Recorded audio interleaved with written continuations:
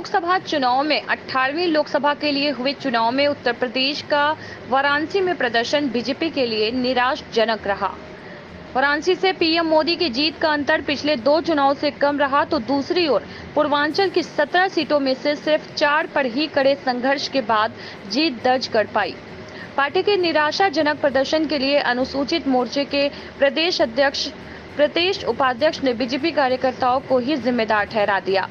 प्रदेश उपाध्यक्ष ओपी कश्यप ने बताया कि चुनाव आते ही सभी कार्यकर्ता मोदी और योगी के चेहरे पर आश्रित हो जाते हैं, जिसके चलते आम जनमानस से दूरी हो जाती है, जिसका खामियाजा एनडीए को इस चुनाव में भुगतना पड़ा। पीएम के वाराणसी लोकसभा से निराशाजनक जीत पर पार्टी के कार्यकर्ताओं ने जमकर ढोल नगाड़ों की थाप पर थिरकते हुए आतिशबाजी के बीच आम जनता को लड्डू खिलाकर जीत का जश्न मनाया। वाराणसी से खुशरंग हिना की रिपोर्ट। बिल्कुल आपकी बात सही है, मैं इस बात को मान रहा हूँ। और अगर मैं सच की बात करूँ, सच्चाई की बात करूँ, तो इसके लिए कहीं ना कहीं योगी जी के मंत्रिमंडल में, योगी जी के अपने उत्तर प्रदेश में जो लोग नेतागण हैं, उन लोगों ने सिर्फ छोड़ दिया मोदी जी और योगी जी के नाम पे चुनाव को। मोदी जी के नाम पे जनता ने चुनाव दिया, दूसरे नंबर पे योगी जी को भी श्रेय जाता है, लेकिन अपने स्तर से उत्तर प्रदेश के नेताओं ने जो मेहनत करना चाहिए था वो नहीं किया। इसके पीछे का रीजन यही है।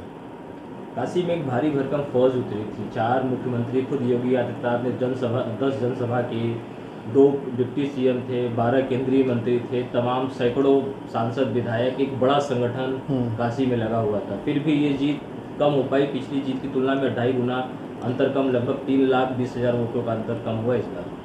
देखिए, मैं वही बात कह रहा हूँ कि इस जीत के पीछे मतलब जीत जो चाहते थे वो नहीं हुआ, और जो खुशी चाहिए था वो नहीं हुआ, उस मुकाम तक हम लोग नहीं पहुँच पाए। तो उसके पीछे वही रीज़न है कि उत्तर प्रदेश के मंत्रिमंडल में या उत्तर प्रदेश के जो पदाधिकारी हैं, उन लोगों ने सिर्फ ये सोच लिया कि मोदी जी हैं तो सब कुछ हो जाएगा, योगी हैं तो सब कुछ हो जाएगा।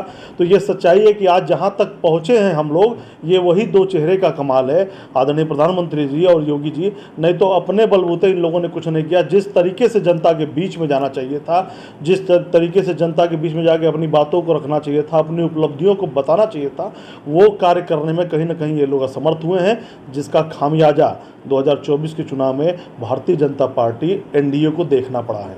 एक आखिरी सवाल, इतना कुछ होने के बाद, काशी में इतना कुछ विकास होने के बावजूद भी जनता ने प्रधानमंत्री को लोकप्रियता को कम कर दिया, क्या कुछ कारण नजर आता है?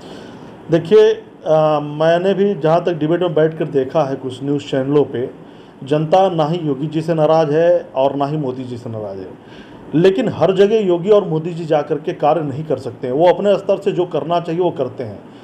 मिस्टेक ये निचले स्तर पे है, लोकल स्तर पे है, जहाँ पे जैसे आपको याद होगा कि जगदम्बिका क्या करके लड़ रहा सांसद, मुझे नाम एग्जैक्ट नहीं आ रहा है, जगदम्बिका पाल जी, वहाँ पे छठे चरण के चुनाव में वहाँ पे जनता ने वोट बहिष्कार का काम किया था कि जगदम्बिका पाल जी जनता के बीच में नहीं रहे, रोड रास्ता को लेकर के उनके अंदर विरोध था। आप 5 साल क्या किए? आपने मोदी जी के नाम पे चुनाव जीता, आप सांसद बने। कम से कम जनता के बीच में जा करके आप लोगों को उनकी समस्याओं को देखना चाहिए, समझना चाहिए। अगर आप लोगों ने सही समय पे, सही तरीके से जनता के बीच में उतर करके कार्य किया होता, तो आज इतना बड़ा झटका, आज ये जो स्थिति बनी है, वो भारतीय जनता पार्टी के सामने नहीं होती।